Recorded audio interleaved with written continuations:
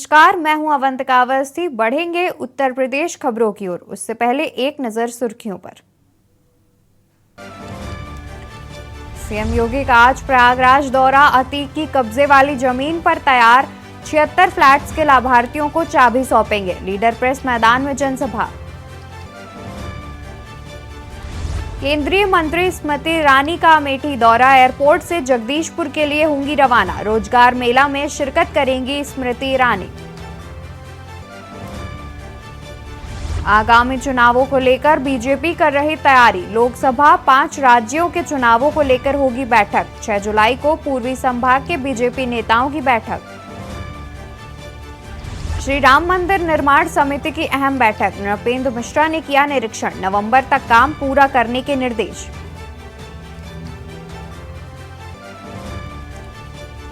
प्रयागराज में भीम आर्मी के समर्थकों ने किया प्रदर्शन। पार्टी कार्यकर्ताओं ने चंद्रशेखर को सुरक्षा व दोषियों पर सख्त कार्रवाई करने की मांग की। मौसम विभाग ने भारी बारिश का जारी किया अलर्ट। लखनऊ, सीतापुर समेत कई जिलों में बारिश का अलर्ट।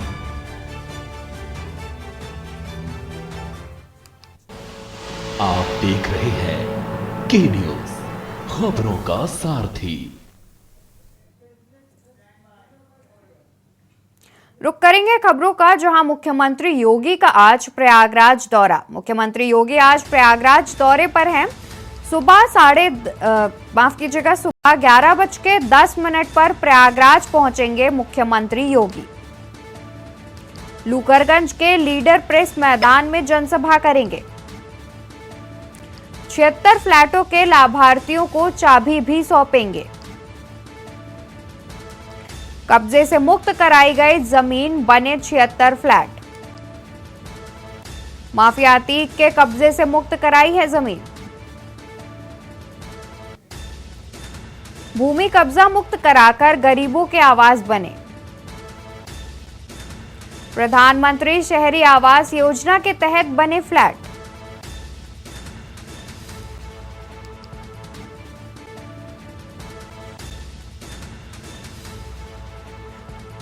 दो 226 परियोजनाओं का लोकार्पण शिलान्यास करेंगे। 107.71 करोड़ की 29 परियोजनाओं का लोकार्पण करेंगे।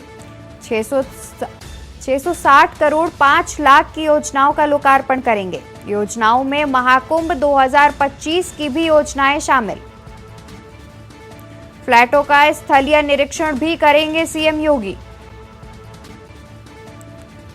सीएम योगी 20 लाभार्थियों से संवाद भी करेंगे। दोपहर 12:30 बजे लखनऊ के लिए होंगे रवाना। मुख्यमंत्री योगी का आज प्रयागराज दौरा। 11:10 पर प्रयागराज पहुंचेंगे मुख्यमंत्री योगी। लूकरगंज के लीडर प्रेस मैदान में करेंगे जनसभा। 76 फ्लैटों के लाभार्थियों को चाबी भी सौंपेंगे। कब्जे से मुक्त कराई गई जमीन बने 76 फ्लैट। माफिया अतीक के कब्जे से मुक्त कराई है जमीन। भूमि कब्जा मुक्त कराकर गरीबों के आवास बने।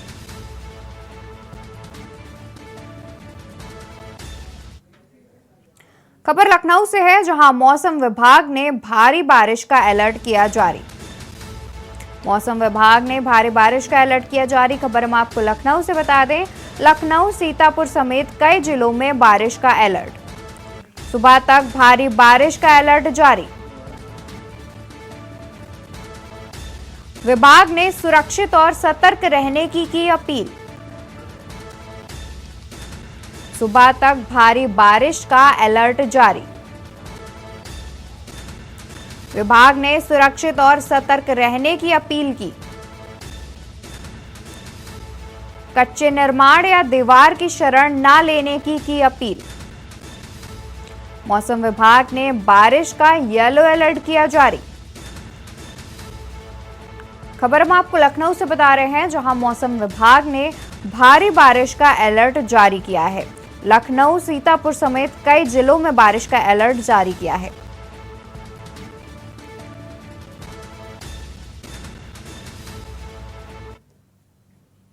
केंद्रीय मंत्री स्मृति ईरानी का अमेठी दौरा। आज 2 दिवसीय अमेठी दौरे पर पहुंचेंगी स्मृति। आज 2 दिवसीय अमेठी दौरे पर पहुंचेंगी स्मृति ईरानी। सुबह 9:30 बजे लखनऊ एयरपोर्ट पहुंचेंगी। एयरपोर्ट से जगदीशपुर के लिए होंगी रवाना। आज 2 दिवसीय अमेठी दौरे पर पहुंचेंगी स्मृति। सुबह 9:30 बजे लखनऊ एयरपोर्ट पहुंचेंगी। एयरपोर्ट से जगदीशपुर के लिए होंगी रवाना। रोजगार मेला में शिरकत करेंगी स्मृति ईरानी। केंद्रीय मंत्री स्मृति ईरानी का अमेठी दौरा। आज 2 दिवसीय अमेठी दौरे पर पहुंचेंगी स्मृति। सुबह 9:30 बजे लखनऊ एयरपोर्ट पहुंचेंगी। एयरपोर्ट से जगदीशपुर के लिए होंगी रवाना। आज 2 दिवसीय अमेठी दौरे पर पहुंचेंगी स्मृति।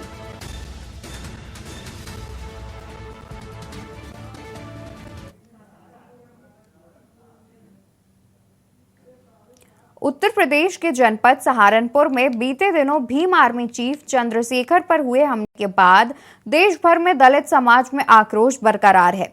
वहीं चंद्रशेखर पर हुए हमले के बाद आज भीम आर्मी अलीगढ़ के कार्यकर्ताओं ने सड़क पर उतरकर जोरदार प्रदर्शन किया और उसके बाद जिला मुख्यालय कलेक्ट्रेट पर पहुंचकर महामहिम राष्ट्रपति को संबोधित एक ज्ञापन एसडीएम को सौंपा, जिसमें उन्होंने चंद्रशेखर पर हमला करने वाले हमलावरों पर कड़ी कार्रवाई की जाने के साथ चंद्रशेखर को Z+ सुरक्षा मुहैया कराए जाने की मांग की है। वहीं इस प्रदर्शन के दौरान भीम आर्मी के कार्यकर्ताओं ने सरकार विरोधी नारे के साथ साथ पुलिस प्रशासन मुर्दाबाद के नारे भी लगाए।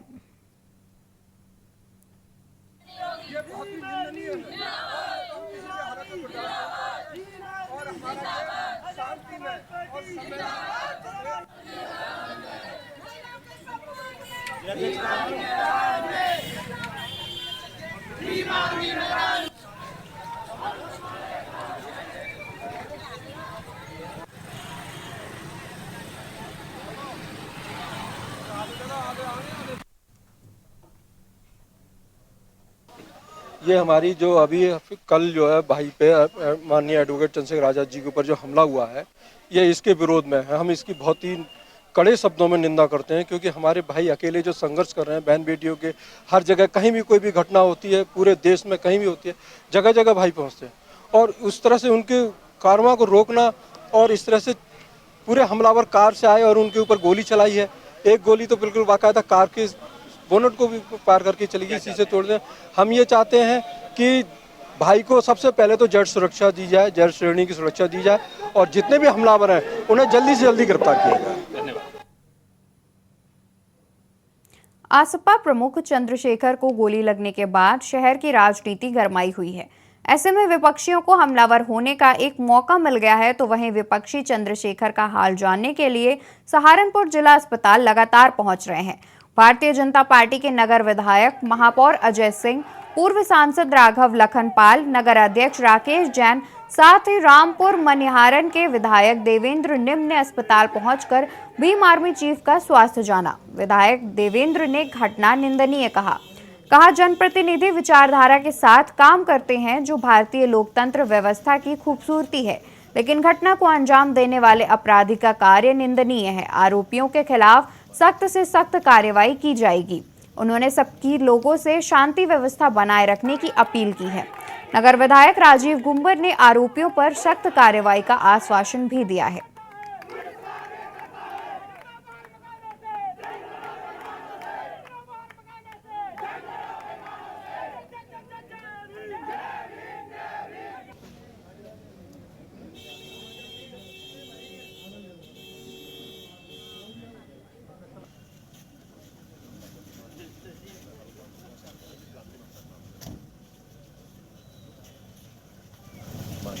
आज माननीय चंद्रशेखर जी का स्वास्थ्य पता करने के मैं, महानगर अध्यक्ष जी, आदरणीय राघव जी, आदरणीय मेयर साहब, सब लोग गए थे।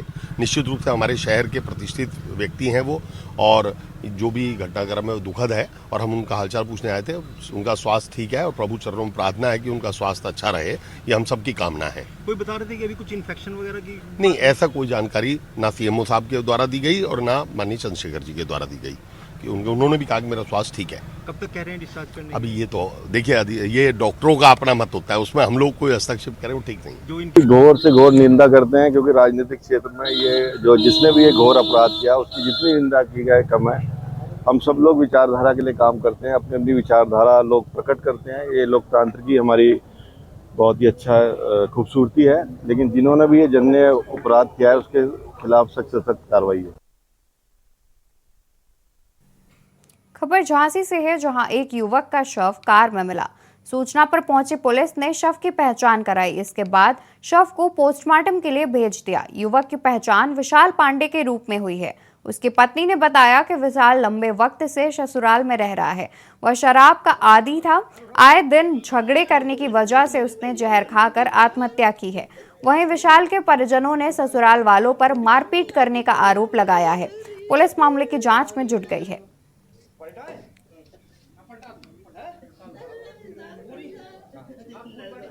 मेरी कोई बातचीत नहीं इनसे होती थी। 4 दिन की बात ये बता, अपने घर में थे, ये बता पूरी बात है। 4 दिन शनिवार को संडे को सुबह ही अपने घर चले गए, अपना सामान ले गए, बच्चों से मांगा। पापा ने कहा शराब पी के घर नहीं आओगे, मेरी लड़की को मेरे सामने मारते हो, मैं नहीं बर्दाश्त करूँगा। शराब पी के नहीं आओगे, शराब बिना पिए घर आओगे। इन्होंने पापा ने मेरे नहीं आने दिया। मेरे बगल के दोनों लड़के ने उनको संभाला, रात भर उनके पास बैठे रहे, उनकी गाड़ी में बैठे रहे, रात भर ये कहीं नहीं गए। सुबह 6 बजे आए, अपना बैग लिया, बच्चों से चार्जर लिया और चले गए।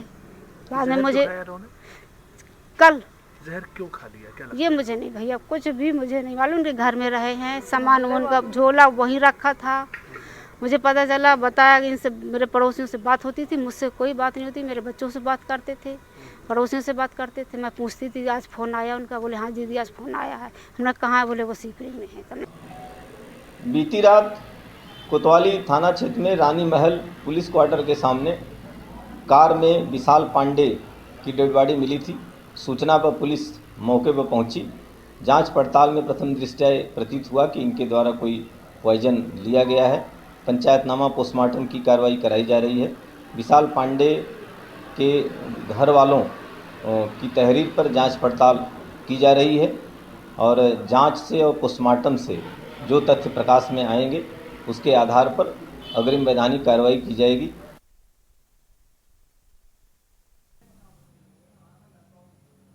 उत्तर प्रदेश के बागपत कलेक्ट्रेट परिसर में भीम आर्मी कार्यकर्ताओं ने जोरदार प्रदर्शन करते हुए जमकर नारेबाजी की और राष्ट्रपति के नाम ज्ञापन जिला अधिकारी बागपत को सौंपते हुए कहा, भीम आर्मी के संस्थापक और आजाद समाज पार्टी के राष्ट्रीय अध्यक्ष चंद्रशेखर आजाद पर हुए जानलेवा हमले के दोषियों की कड़ी सजा दी जाए और भीम आर्मी के संस्थापक को गृह मंत्रालय द्वारा जेड सुरक्षा दी जाए।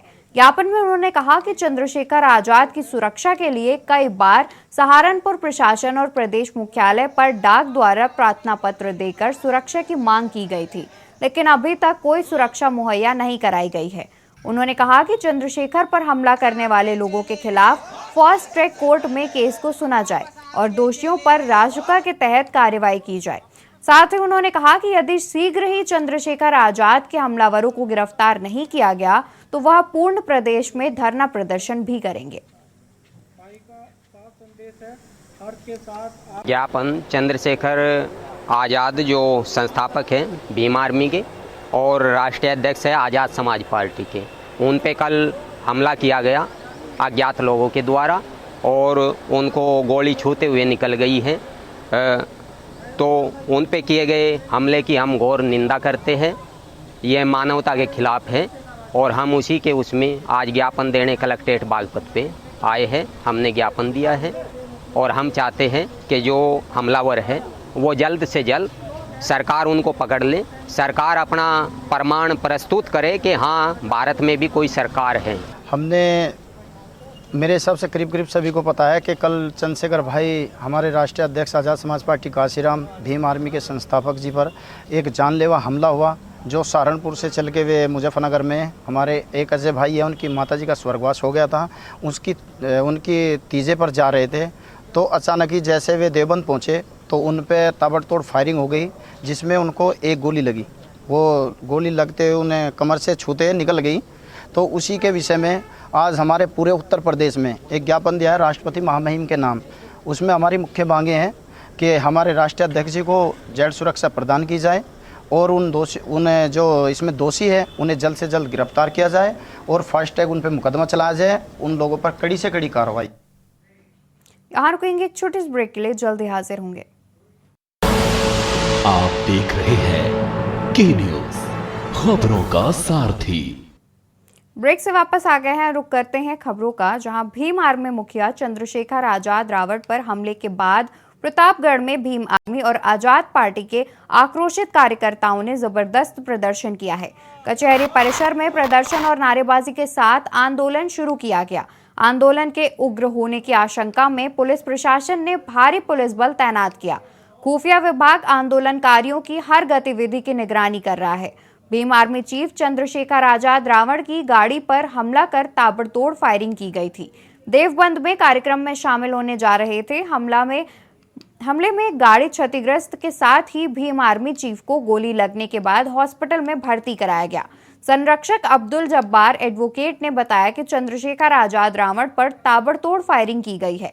सरकार पर हमला बोलते हुए कहा कि उत्तर प्रदेश की कानून व्यवस्था ध्वस्त हो चुकी है, जिसके चलते हमारे नेता की हत्या का प्रयास किया गया। चंद्रशेखर व पार्टी की बढ़ती लोकप्रियता और दलितों, वंचितों और ओबीसी के बीच बढ़ती लोकप्रियता से बौखलाए लोग हत्या का प्रयास कर रहे हैं। हमारी मांग है कि हमलावरों को तत्काल गिरफ्तार कर कठोर सजा दी जाए और चंद्रशेखर को Z+ सुरक्षा मुहैया कराई जाए। यदि ऐसा नहीं किया जाता है तो बड़ा आंदोलन किया जाएगा और कार्रवाई होने तक आंदोलन चलेगा। आंदोलन में भीम आर्मी और आजाद पार्टी के अध्यक्ष समेत तमाम पदाधिकारी भी मौजूद रहे।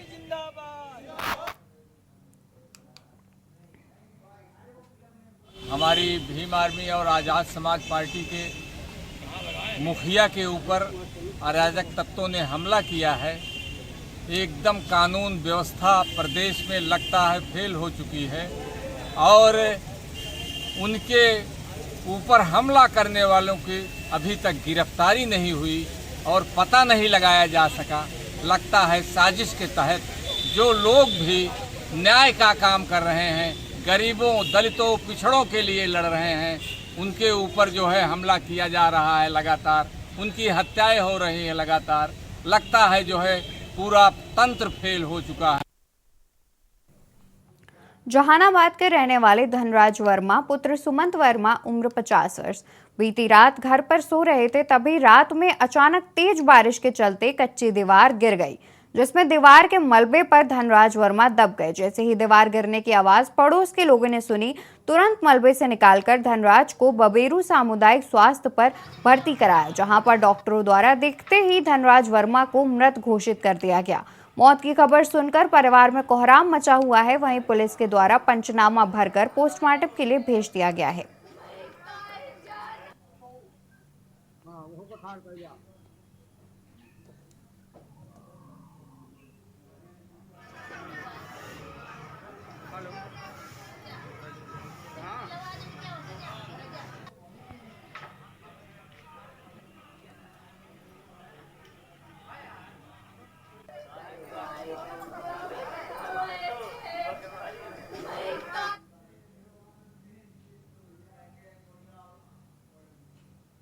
यूपी में मानसून के चलते मौसम में बदलाव का असर तो दिख रहा है, लेकिन जिम्मेदारों के रवैये में कोई तब्दीली नहीं है।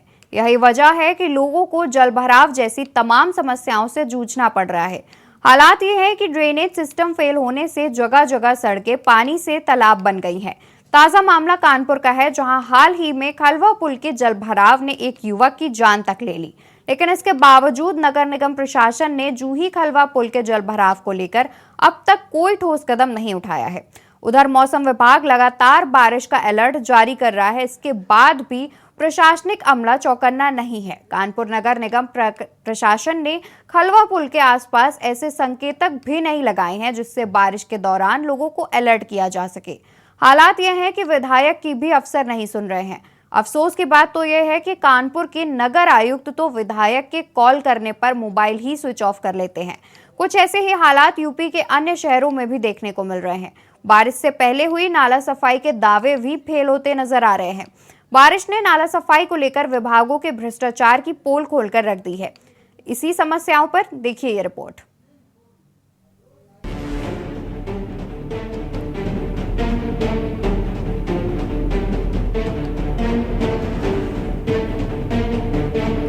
मानसूनी बारिश ने लोगों को उमस भरी गर्मी से राहत तो पहुंचाई है, लेकिन बारिश ने यूपी के शहरों से लेकर कस्बों में ड्रेनेज सिस्टम की पोल खोलकर रख दी है।